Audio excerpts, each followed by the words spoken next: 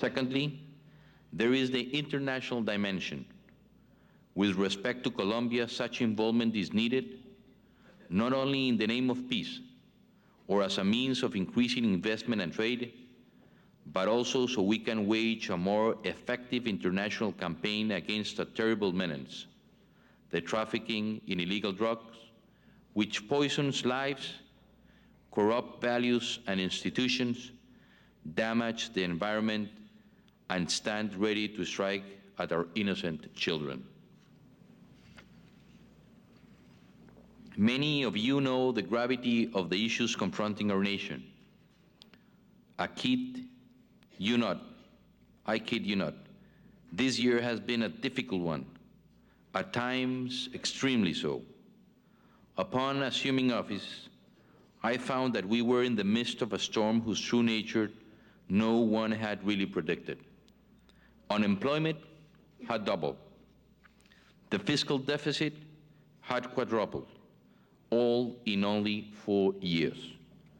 The greatest setback, however, was a government that had left the framework of the state weaker than at any time in recent history. But my administration has refused to be overwhelmed by events or given into pessimism.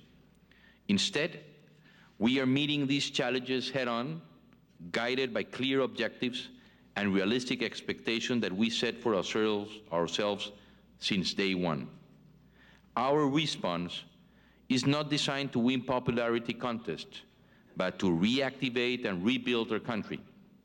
When I complete my term in the year 2002, Colombia's institution will be healthier and its system of government more capable and fair, not just now, but for the entire life of our nation. Yes, our problems are large, but most of what you have been seeing and hearing in the media is more than the predictable, misleading stereotypes or oversimplified sound bites.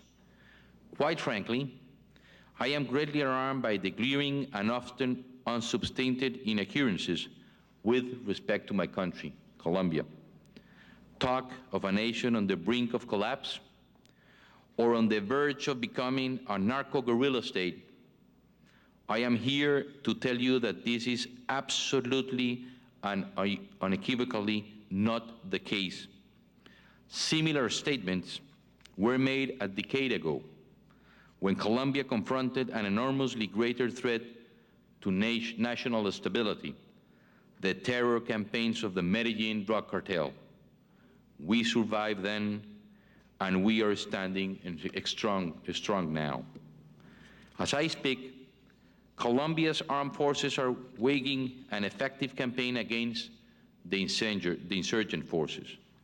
The military setbacks of recent years have been replaced by the military successes of recent weeks. It is the state, not the insurgent, that is gaining ground, and as our soldiers continue to put their lives on the line, they are earning the unqualified respect of our 40 million citizens.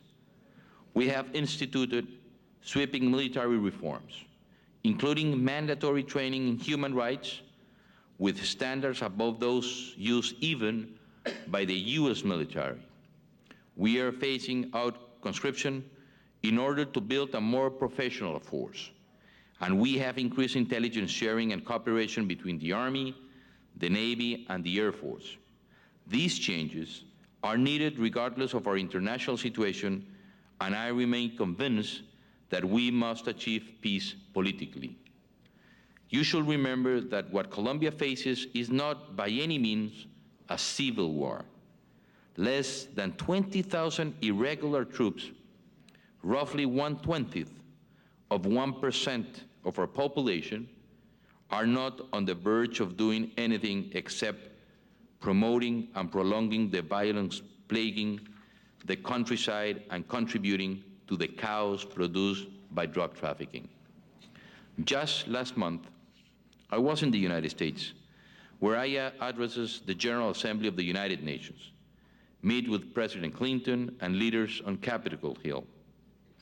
Part of my goal was to dispel such false rumors, but the main reason was to unveil a new and comprehensive Plan Colombia, a four-part strategy aimed at reactivating our economy, forging a lasting peace, stepping up the fight against narco-trafficking, and as the strategy's central piece, its cornerstone, strengthening our government, both locally and nationally.